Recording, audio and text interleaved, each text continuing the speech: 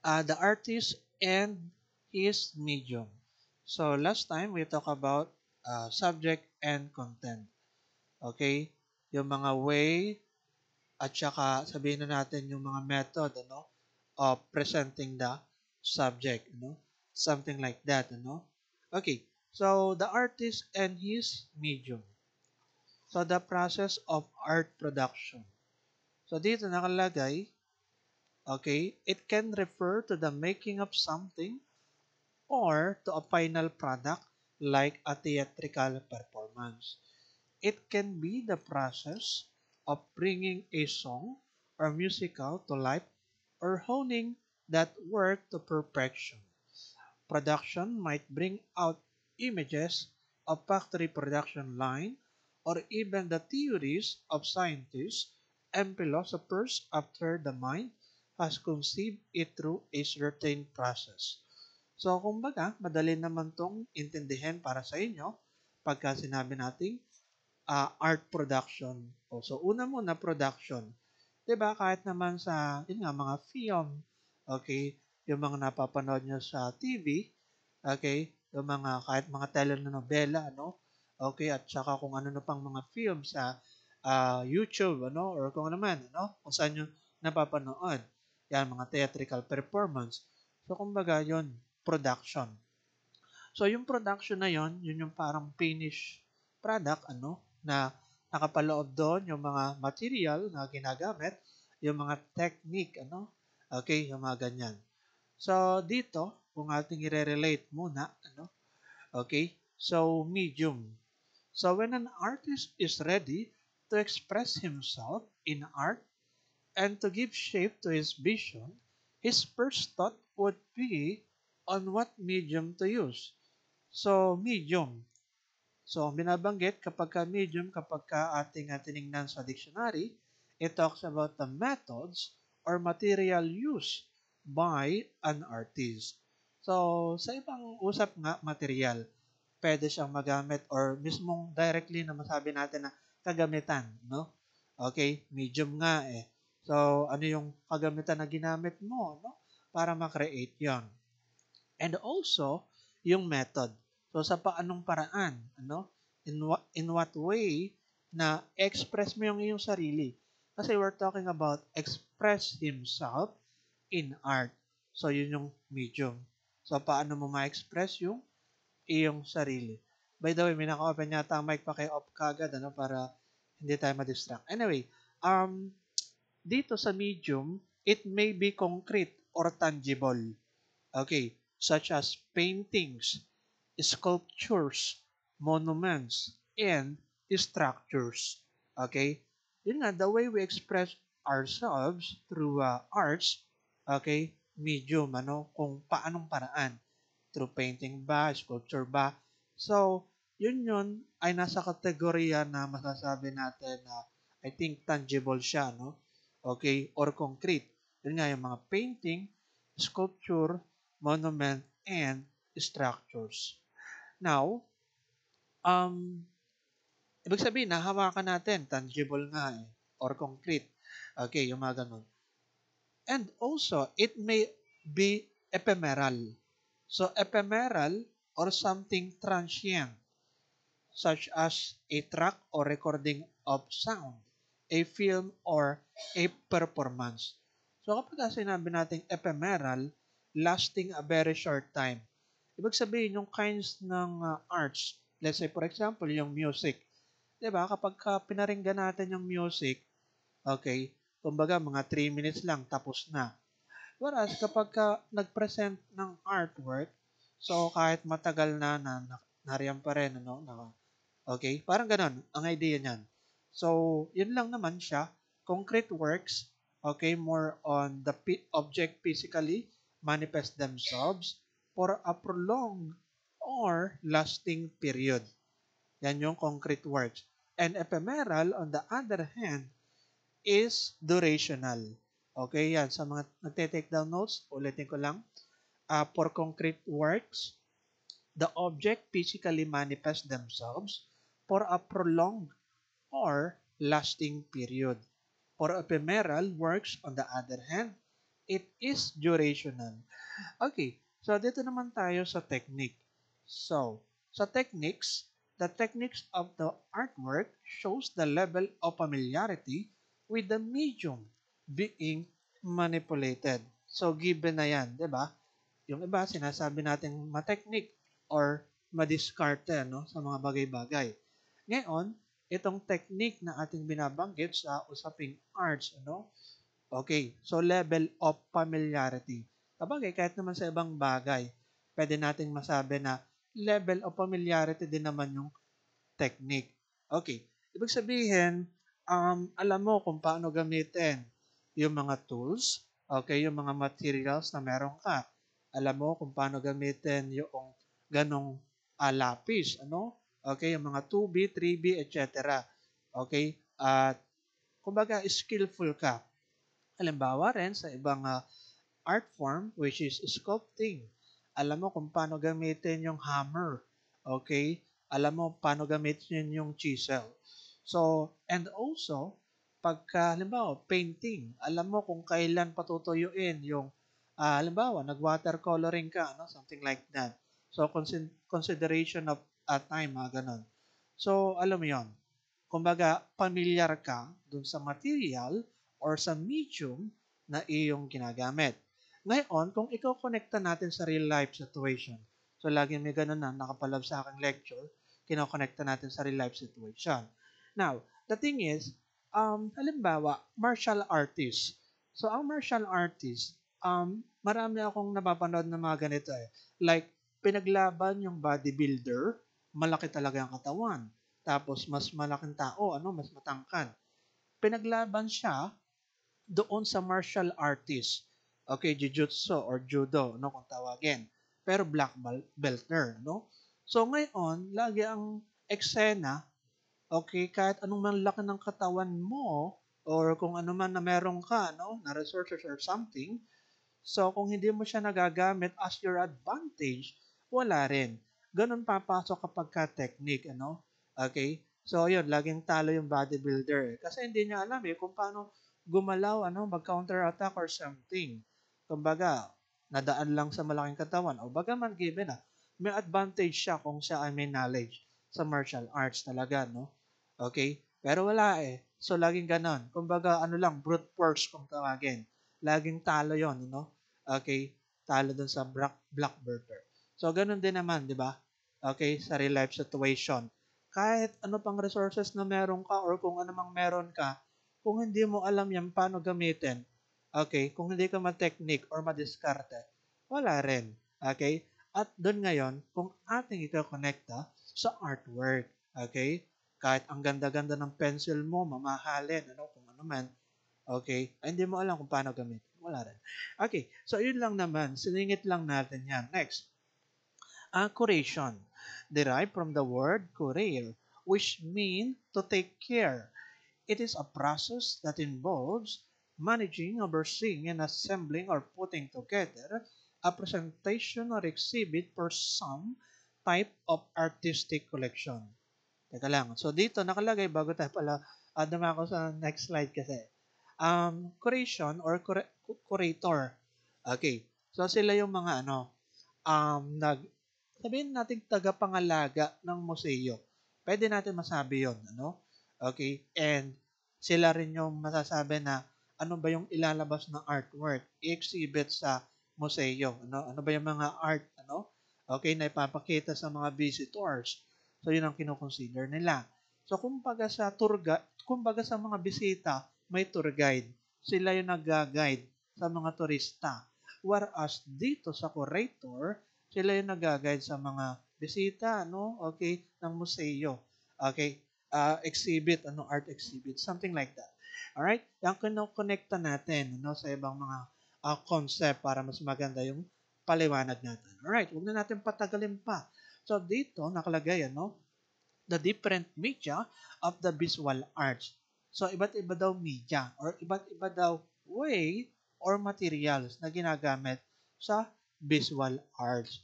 Okay, so graphic or two-dimensional art. So, ngayon, wala. Gusto ko lang pala ipaliwanag yung mga dimensional, ano? Okay. So, sa mga dimensional na yan, sige, akin nga explain yan. Sa halimbawa, hindi, mag-open ako ng paint. Okay, kumbaga ay representation ng mga dimension, no? Yan, naging science tuloy tayo, arts ang ating binabanggit. Kumbaga, haluan ko lang ng konting para mas maunawaan natin ang isang concept. Okay, so masasabi natin itong two-dimensional. Okay? Itong square. Whereas, kapag ginawa natin ganare, okay, magiging, three-dimensional. Meron ng mga space, meron ng parang mas improved na yung kanyang itsura, no? So, something like that, di ba? Di ba sa math, meron tayong tinatawag na length, width, height, may mga ganun na. Kapag ka three-dimensional, whereas kapag ka standard na two-dimensional, parang more on lang siya, parang height, width, something like that, if I'm not mistaken. So, mas improve na siya. Whereas kapag ka fourth dimensional, medyo complex na siya. Tinatawag siyang tesseract. Yan, naging tayo, science at saka geometry, Okay? May mga ganon something complex. Pero more on ang focus kasi natin sa real world is yung three-dimensional Okay? Something like that. So, ito na ay parang tesseract, Okay. So, parang ganon. Alright, so anyway, moving on, no? So dito tayo sa ating binabanggit na graphic or two-dimensional art. Two-dimensional pala, no? Okay. So basahin ko lang muna to, drawing. The fundamental skill needed in the visual art. So given na yan. So kailangan maalam kayo mag-drawing, Hindi yung college na kayo, pang grade 1 pa ang pagdodrawing. Yung mga bukid-bukid, Meron kasi akong ganung student dati Hindi naman sa pinupulaan natin. Pero ang point ko lang is, kumbaga tumagal ng panahon, ay ganyan pa yung visual skills mo, hanggang pagtagal. Parang ganon. That's, that's my point. Yun lang naman yon. Okay. Pero bihira naman yung ganon na college na ay pang grade 1 pa yung drawing, Okay. Yung mga alam nyo ba yung parang bukid-bukid? Yung bukid pala, yung palayan, mga ganon. Ang nilagay lang parang mga shape ng triangle, mga ganon. Rectangle. Parang pinag-combine na ganon. Okay. Now, moving on. Different media for drawing. Okay, ito na yung parang material. So, una, pencil made of graphite which comes in different hardness from soft to hard or thickness from thick to needle-like. So, may iba-iba tayong uri ng pencil. Merong malambot, merong matigas, Okay. And merong parang madiin ang pagkakakulay or pagkaka-apply sa surface at merong hindi. So, pakita ko lang muna to. Isa. Ito yung ating graphite pencil, So, dito, pencil, regardless of the brand, are usually labeled 2B, 4B, 6B, yan yung mga ganyan, 7B. Hindi ko alam kung gaano kayo kapamilyar dyan. Okay, pero graphite pencil yan, Ibig sabihin, it indicates the softness of the lead. The higher the B, sa pagtaas ng B, dito, kita nyo naman sa screen, the higher the B number, the softer the lead, and the darker is the tone and line it can create. So, sa pagtaas ng B, ibig sabihin nga, sa pag-dark niya, okay, parang tindi ng pagkakakulay niya na itim, Okay? So, pero, yung sabihin na nating tip niyan, parang malambot kasi, Okay, something like that. So, anyway, may mga 6H, 5H tayo, Parang kabaligtaran na rin B. So, ito naman sa pagtaas ay sa medyo linaw ng pag-apply sa surface, something like that. Okay, so anyway, balik tayo dito. Ito yung gagawin nyo sa activity. Performance task number 1. Kaya ito yung parang bibigyan natin ng emphasis. Shading techniques. So, una, hatching. Hatching, hindi yung nabahinga, hatching sa drawing. Hatching a series of thin parallel lines that run in the same direction. Hatching, hindi yung nangingitlog na manok, Okay, so dito sa hatching, so nakalagay dito, thin parallel lines that run in the same direction. Ibig sabihin, pagka magdodrawing ka, ano lang siya, isang direction na ganito. Okay? Nakita nyo naman sa aking screen. No? So, wala siyang kumbaga patong na line na iba pa. Okay? So, isang line lang siya na ganon na dinuplicate. Ano? So, same direction. So, yun yung hatching. Alright? So, naalala ko lang tuloy yung dati ko kasing student. Nag-recitation ako nung year 2020. Sabi ko, hatching. Ay, bumahing siya, no? Okay, nagbibiro. Anyway, um, cross-hatching. A series of thin parallel lines and crisscrossing it with another set of thin parallel lines. So, ito naman cross-hatching. Ito naman yung parang check. Hindi, di pala checker. Yung parang ano, nag-meet yung vertical at saka horizontal. Okay, something like that. So, parallel lines eh. So, cross-hatching. So, yun, yung mga ganun. Yung parang ano, alam ba, yung parang, yung chichiriyang bikat, di ba, yung pagkakadesign doon ay parang cross-hatching, ano? Okay? Something like that, ano? Okay. Ayan. So, ganun rin ang itsura niyan. Alam ba, vertical, tapos horizontal, pinag-combine na ganun. Then, yan, cross-hatching. Then, stippling. Ano naman tong stippling? Parang, okay, uses the sharp point of the pencil to make that patterns in some parts of the drawing. Dapat alam nyo to kasi ito yung activity natin. So, dito sa stippling, ang parang pinaka-idea dyan, tuldok. Tuldok, tuldok. Medyo natatawa ako dati. Meron ako student nung last year sa Art Apre. Ay face-to-face kasi dati. Anong nangyari? Habang nagagawa ng artwork, face-to-face yun sa room, may naririnig ako na parang tak, tak, tak, tak. Okay, may sound effect pa, no? Okay, mga ganon. Talagang parang may mga ganon. Yung pala, nanggigigil, may student ako, nanggigigil sa pagtutuldok, ano? Parang ganon. Okay, stippling. So, nung tinignan ko, tinanong ko, ba't ganon? Yung pala, nagagawa ng artwork na ganon, stippling pala. Okay, nanggigigil lang siya sa pagtutuldok, no? Baka, ewan ko, kumakan ganon. Natatangin naman na ganon yun. Okay, anyway, next, blending. Okay, so blending may be accomplished by using the finger or paper stamp to gradually change the tone from dark to light. Blending. Di ba, kahit sa music may mga blending. Kapag parehas ng tono ng boses or, di ba, yung quality ng boses, nagkakaroon ng blending, no? Something like that. The same thing sa artwork. Ibig sabihin, dito naman pala is yung bang bine-blend mo yung something dark, ano, para maging light siya, para mas mukhang maganda. Alam nyo, alimbawa, kapag ka nagdo-drawing ng realistic, so, di ba, na-share ko sa inyo yung artwork ko, no, na gano'n, nakikita yun, which mean na nagkakaroon ng blending. Parang kinakalat mo yung diin ng pencil, ano, na kulay black, ano, something like that. No? Okay, para mas mukhang realistic yung pagkaka-drawing yan. So, mahalaga yan. Blending.